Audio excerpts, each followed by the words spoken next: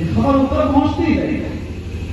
ایمان سے بتائیں ہمارے گھروں میں کون سی ہماری ماں اور کون سے ایسی بیٹی اور کون سی ایسی بہن ہے جو اپنے باپ کی تربیت کو سنے اور پھر کسی کا انتظار کرے. نہیں ملتے. لیکن وہ صحابیہ کی شوہر نے کہا ہے جب تک میں واپس نہ آ جاؤں دہلی سے قدم بڑھانا. اپنے چھوٹے سے بچے کو بارگاہ رسالت میں بھیجتی ہے کہ جاؤ اللہ کے رسول سے معلوم کرو کہ میرے شوہر نے مجھ سے یہ کہا ہے لیکن میرے باپ بیمار ہے کیا میں اسے دیکھنے جا سکتی ہوں. اللہ کے رسول نے فیصلہ فرمایا, کہا کہ بیٹے جاؤ اپنی ماں سے کہہ دو اپنے شوہر کے حکم کی فرمانبرداری کرے. سبحان اللہ. اپنے شوہر کے حکم کی فرمانبرداری کرے یعنی دیکھنے نہیں جا سکتی.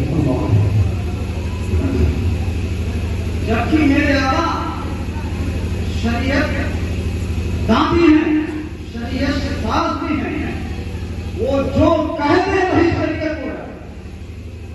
اگر وہ چاہتے تو اجازت خود دے دیتے ہیں, لیکن میرے نبی نے شوہروں کے مقام کو بتایا ہے. کیا ہے مقام اور شوہر کا عورت کے لیے تھوڑی ہی دیر میں پھر صبح پہنچتی ہے کہ تمہارا باپ اتنا زیادہ بیمار ہو چکا ہے کہ اب چند سانسوں کا مہمان بچہ پھر رو کر کے جاتا ہے. ماتا نبی یا رسول اللہ میرے نانا کی اس قدر طبیعت خراب ہے, سانس نکلنے والے ہیں, میری ماں دیکھنے جانا چاہتی ہے. یا رسول اللہ کیا وہ جا سکتی ہے؟ اللہ کے رسول فرماتے ہیں جاؤ اپنی ماں سے کہہ دو اپنے شوہر کی حکم کی فرمانبرداری کرے. نہیں جا سکتی. تھوڑی دیر میں تیسری خبر پھر پہنچتی ہے تمہارے باپ کا انتقال ہو چکا ہے. بچہ کھول کر کے جاتا ہے یا رسول اللہ میرے نانا کا انتقال ہو چکا ہے, کیا آپ میری ماں جا سکتی ہے؟ اللہ کے رسول فرماتے جاؤ اپنے ماں سے کہہ دو اپنے شوہر کی فرمانبرداری کرے. یعنی دہلی سے قدم باہر نہیں جا سکتی. شوہر کہتے رہے ہے کوئی ہماری بہن, ہے کوئی ہماری ماں سی, ہے کوئی ہماری ایسی ایسی تاریخ آپ سنتے رہیں کوئی ایسا نہیں دے.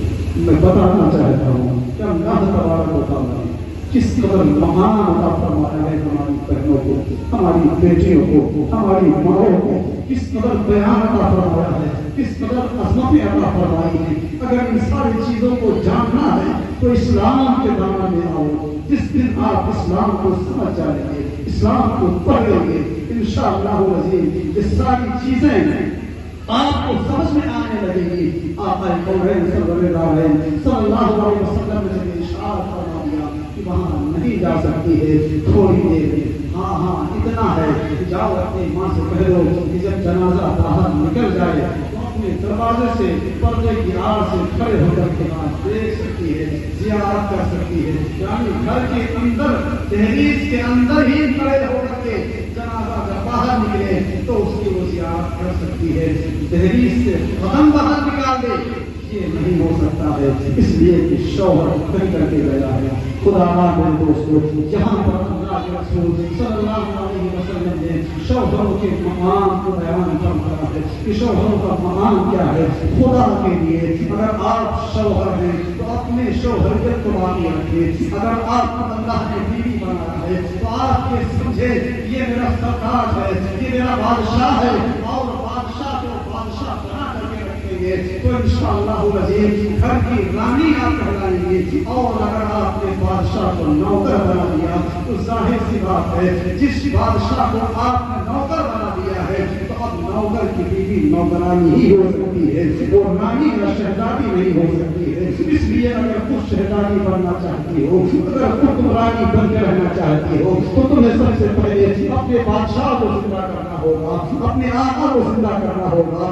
کسی کا حکم آخری حکم ہے. میرے دوستو یہ ہے وہ مقامات جو اللہ تبارک و تعالیٰ نے ہم تمام مومنوں کو عطا فرمائے ہیں. میں آخری بات کرتا چلوں تیسرا مقام آتا ہے ماں کا کہ ماں کو اللہ کے رسول پسند کرواتے ہیں. اب ماں کے بارے میں عرض کر چکا ہوں کہ اللہ کے رسول فرماتے ہیں الجنت تحت اقدام الامہات کہ جنت ماؤں کے پیروں کے تلے ہے. میرے دوستو جن کی مائیں زندہ ہیں وہ فخر کریں اس بات پر کہ اللہ تبارک و تعالیٰ نے انہیں اب تک کی اس نعمت سے سرفراز رکھا ہے. میرے دوستو جن کی والدین دنیا سے رخصت ہو چکے ہیں میں ان کے لیے دعا گو ہوں کہ اللہ تبارک و تعالیٰ ان کی مغفرت فرمائے.